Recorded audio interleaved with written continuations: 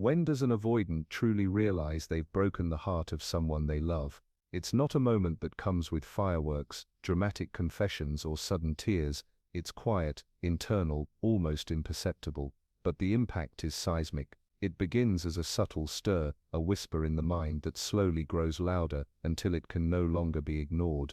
Avoidants operate in a delicate push-pull. They retreat to protect themselves, building walls of distance and silence. Yet, paradoxically, they sometimes reach out, hesitant and unsure, leaving their loved one caught in a web of longing, doubt and heartbreak. Every absence, every pause, every delayed message becomes a subtle push that strains the heart of the person they care about. And every brief gesture, every small return of attention, becomes a pull that keeps hope alive. Inside, the avoidant experiences a slow awakening. A spark of guilt ignites. It may start as a fleeting thought: did I hurt them? Did I go too far? But guilt doesn't stay fleeting. It lingers, grows and forces them to confront something they usually try to avoid: the weight of the heartbreak they've caused. Their silence, once comforting, now echoes like an accusation, a reminder of the trust they've strained and the emotional gap they've created. This inner stirring gradually transforms into awareness. They begin to see the consequences of their absence in vivid detail. The heartbreak isn't abstract anymore, it's real, living in the quiet moments of their loved one's life, in the subtle ways they cope without them. They notice the longing in a text left unanswered, the patience stretched thin, the way their absence has reshaped emotional spaces that once felt shared and secure. And as this awareness deepens, an internal conflict emerges. Desire and fear collide violently. They want to repair, to reach out, but the instinct to protect themselves, to retreat into the familiar safety of avoidance, resists. Push and pull, approach and withdrawal, fear and longing. This is the core of the avoidant's inner psychology, the constant tension between wanting to reconnect and fearing the vulnerability it demands. Today we will explore the 5-step journey of an avoidant realizing they've caused heartbreak. Step by step you'll see how guilt awakens, awareness forms, internal conflict rages, clarity emerges, and finally responsibility and the desire to repair begin to take shape. Understanding this process illuminates the psychology behind the silence, the push-pull, and the heartbreak, showing that even avoidance carries the seeds of awareness, growth, and emotional reckoning. Firstly, the silent echo awareness hits. It begins quietly, almost imperceptibly, in a moment that seems ordinary at first. They might be sitting alone, scrolling through their phone, or staring out the window while the world moves around them, when they notice something unusual: a missed call, an unread message, or a small absence they hadn't paid attention to before. At first it barely registers, but gradually a faint tension grows inside them, a subtle awareness that someone they care about is not reaching out, and perhaps never will in the way they once hoped. That quiet absence resonates more than any loud confrontation ever could, and they can't help but feel a tug at their chest, a sudden sinking sensation that catches them off guard. Memories begin to surface in fragments. A conversation cut short, a promise left unfulfilled, words they thought were insignificant, now replay themselves with piercing clarity. They recall the times they withdrew, thinking it was harmless, unaware that their distance had left small cracks in the heart of someone they loved. The realization doesn't come with anger or guilt first, it comes as a soft, unsettling clarity. Every interaction they thought inconsequential now holds weight, and they begin to see the quiet effects of their absence. Each memory is like a small ripple across a still pond, revealing the depth of the impact they never considered. They begin to replay these interactions over and over, silently and meticulously analyzing where they went wrong. It isn't obsessive in the frantic sense, but a focused, almost painful attention to detail. They notice the tiny pauses, the words left unsaid, the gestures ignored, and how all these small actions accumulated into something larger than they imagined. The heart they thought was resilient, or even oblivious to distance, now seems fragile, and that realization presses softly yet insistently on their own emotions. As this awareness grows, they pause their usual distractions. The routines and habits that typically fill their day, the activities that keep them comfortably distant from emotional reflection, suddenly feel hollow. They find themselves sitting in stillness, allowing thoughts and feelings they usually suppress to emerge. In these quiet moments, they are not acting, not texting, not reaching out, but they are absorbing the weight of what they have caused. It is a gentle but undeniable confrontation with reality. A heart they care about has been affected, and it cannot be ignored. This is the first stir of transformation. The realization is subtle, almost invisible, but it is powerful. The avoidant senses the echoes of their own absence resonating through someone else's life, and for the first time, they feel the true scale of the impact they have had. That sudden pause, the brief moment of reflection, is when the first seeds of understanding are planted. It is quiet, internal, and deeply human, a moment any of us have likely seen reflected in someone we love. It is the beginning of awareness, and the start of a journey that will slowly guide them toward confronting the heartbreak they helped create. Secondly, seeing the consequences, impact becomes real. The realization deepens as they start to see the effects of their absence unfolding in front of them. It begins in subtle ways: a delayed reply, a shorter message than usual, a smile that doesn't quite reach the eyes. At first, they might brush it off, telling themselves it's nothing, but slowly, the pattern becomes impossible to ignore. Each quiet change feels like a mirror, reflecting back the impact of their own behavior, and they cannot escape the weight of it. The loved one, once vibrant and open, now seems more withdrawn, more cautious, carrying a shadow of the heartbreak they caused without even intending to. They notice moments that before might have gone unseen: the way a laugh falters, a hesitation before speaking, a glance that lingers a little too long on the past. These subtle signals gradually paint a picture they can no longer dismiss. Their absence, once thought of as harmless distance or a necessary space, has left a void in the other person's life, a quiet emptiness that resonates louder than any words could. It is no longer abstract or theoretical, it is alive, visible in gestures, tones and silences that speak louder than any conversation ever did. Alongside this awareness comes a tangible physical tension. It is not a shouted guilt, not a self-flagellating thought process, but a persistent internal pressure that tightens across the chest and neck.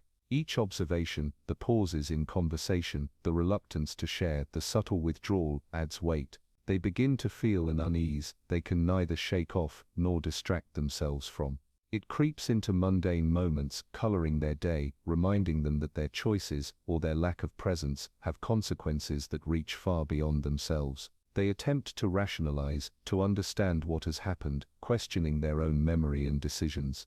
Did I really do this? Could I have acted differently? Is there a way to repair this without causing further damage? Their mind cycles through scenarios, sometimes imagining apologies that feel too late, sometimes replaying actions that now appear careless or distant. It is not panic, but a slow simmering acknowledgement that their loved one's emotional landscape has shifted, and they are partly responsible. Every small interaction, every fleeting silence, now feels charged with meaning. Even the act of noticing becomes a lesson in empathy, showing them what their presence or absence has created. The loved one's withdrawal is no longer a mystery, it is a signal, a reflection of heartbreak that they can neither ignore nor minimize. The impact has moved from an idea to something palpable, something they feel in their body as much as in their mind. The emotional void they left is real, and the weight of it presses in ways they are not accustomed to experiencing. In these moments they pause more often, watch more closely, and reflect with a mixture of regret and cautious curiosity.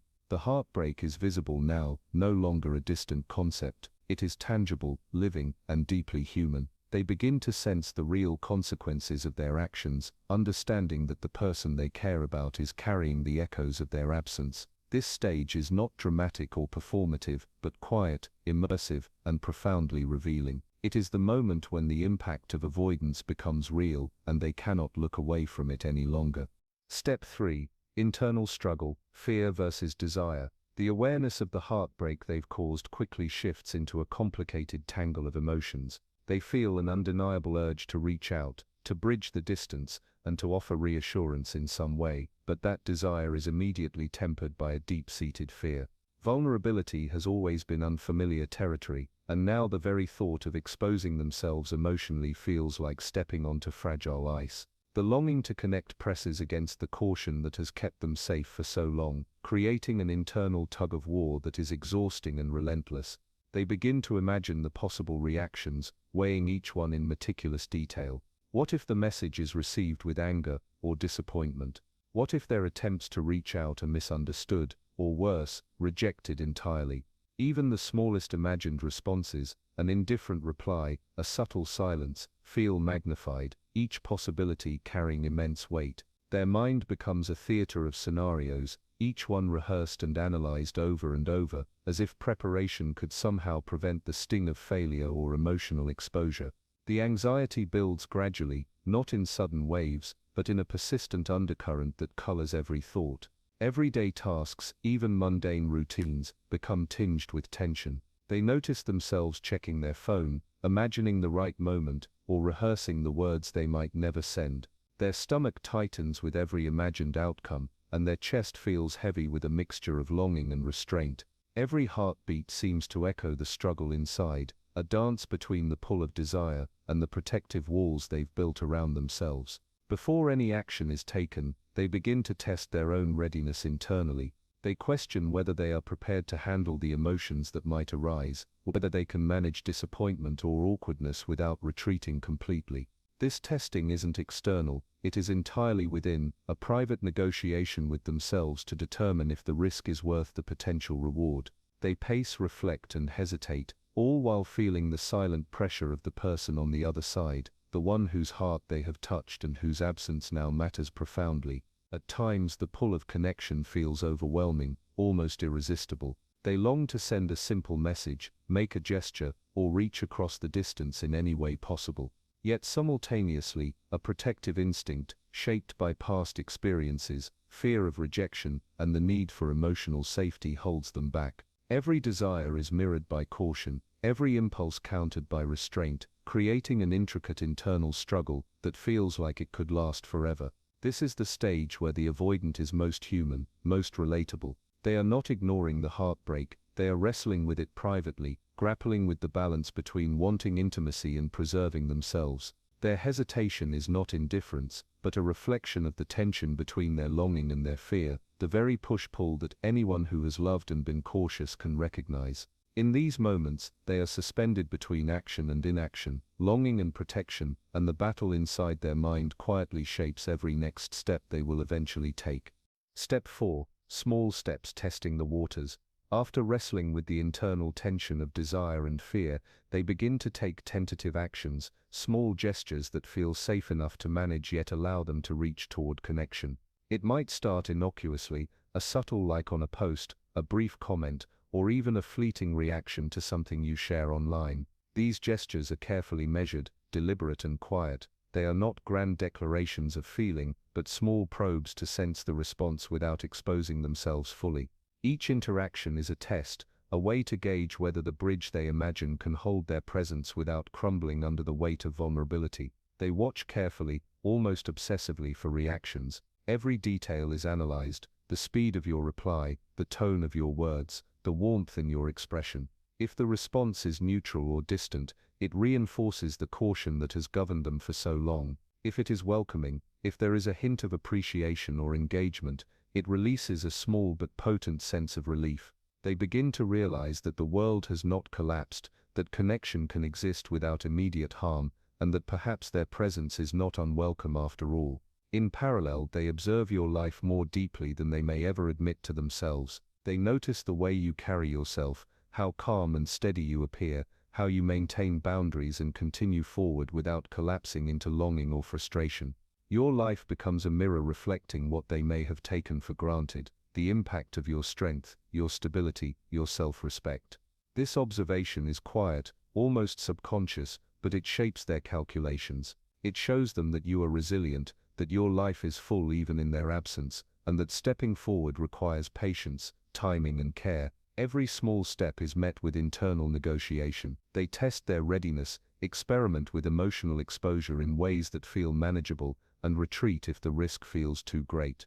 The gestures remain tentative, but increasingly confident as they gather feedback. Relief begins to replace tension with each positive signal, each acknowledgement that connection is possible without immediate emotional danger.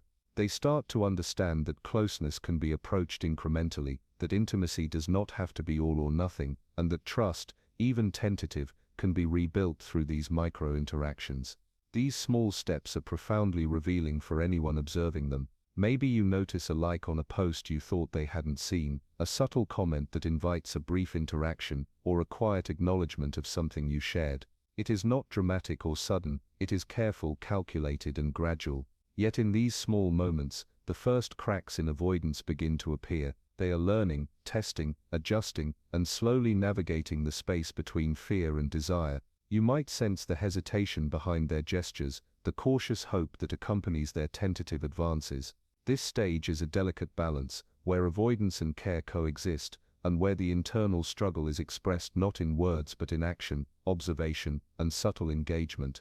By the end of this stage, they feel a cautious optimism. The gestures are small, but they carry weight, signaling an attempt to reconnect without overwhelming either party. They experience the quiet satisfaction of testing the waters and discovering that connection is not entirely forbidden, that the person they care about can respond in ways that encourage further engagement. It is a slow, careful dance, one step at a time, but each step brings them closer to the moment where fear and desire finally tip toward reaching out fully.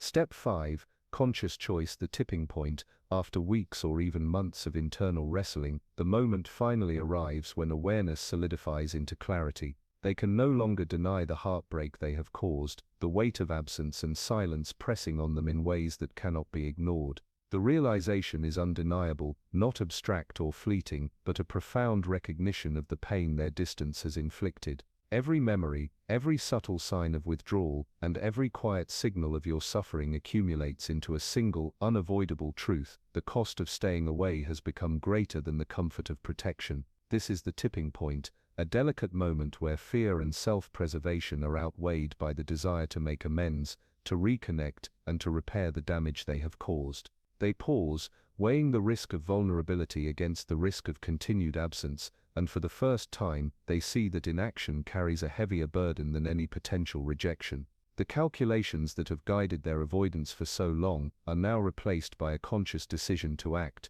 to bridge the distance, to reach out sincerely, and to acknowledge their responsibility. The approach is deliberate. There is no impulsive rushing, no careless words thrown into the void. Every message, every call, every step toward contact is carefully considered, designed to communicate both presence and respect. They are cautious but sincere, aware that the other person's heart has been hurt, aware that trust must be rebuilt slowly and intentionally. Even as they take action, a quiet nervousness lingers, a reminder that connection requires honesty and care, that the fragile balance of emotions must be honored with sensitivity and thoughtfulness. They reach out in ways that feel authentic, perhaps a carefully worded text, a gentle call, or a meeting arranged with deliberate attention to timing and tone. Each action is a mirror of their internal journey, signaling acknowledgement of the past while expressing hope for the present. The gestures are small but powerful, intentional rather than reactive, showing that they have navigated the internal struggle and arrived at a point of conscious choice. The sincerity behind their words and actions is palpable, and it carries a quiet weight that is impossible to ignore. As they engage, they begin to rebuild trust gradually. They understand that repair is not instantaneous, that every interaction requires patience, consistency, and awareness. They are attentive, listening carefully, acknowledging the feelings that were hurt, and respecting the boundaries that have been set. There is a humility in their approach, a recognition that connection must be earned through steady, thoughtful action, rather than assumed through mere presence. For the person on the receiving end, the difference is unmistakable. The reach out is not random, not casual, not manipulative. It is intentional, thoughtful, and deliberate, carrying with it the weight of internal reflection and the acknowledgement of past pain. The moment is profound because it marks the convergence of fear, desire, and responsibility. It is a turning point where avoidance transforms into conscious effort, where hesitation becomes action, and where the fractured connection has a chance to heal. The tipping point is complete, and in that intentional reach, both clarity and possibility emerge, offering a new chapter built on awareness, care, and deliberate choice. An avoidance realization is rarely sudden or dramatic. It does not arrive like a lightning strike, and it is never loud or performative. Instead, it begins quietly, in fleeting moments of awareness, in small pangs of guilt, in the subtle recognition of absence and the echoes of the heartbreak they have caused. At first it may appear insignificant, just a fleeting thought, a pause in their day, a memory that refuses to let go. but these small sparks accumulate, building an internal awareness that is impossible to ignore, a quiet pressure that grows with each reflection on their actions and the distance they have maintained. As the realization deepens, it moves beyond mere acknowledgement. They begin to see the consequences of their behavior, the subtle changes in the person they care about, the hesitations, the silences, the ways their absence has left a tangible mark on someone's life. This is where understanding begins, not just for them but for you, the person who has felt the heartbreak. Seeing these patterns allows you to recognize that their actions are rarely random or personal, but part of a psychological journey that is internal, private, and sometimes painstakingly slow. Finally, the realization reaches its tipping point. They consciously act, choosing to bridge the gap, to reach out deliberately and carefully, aware of the responsibility they carry. It is not impulsive, not casual, not manipulative. It is the culmination of internal reflection, hesitation and testing, combined with a desire to repair and reconnect. Understanding this journey helps you stay grounded. You no longer tie your self-worth to their silence or overanalyze every delayed response. Instead, you recognize your own strength, your boundaries and your value, knowing that when they act, it is a reflection of their internal reckoning, not a judgment of you. This clarity allows you to respond with calm, presence and self-respect, holding space for both their realization and your own well-being.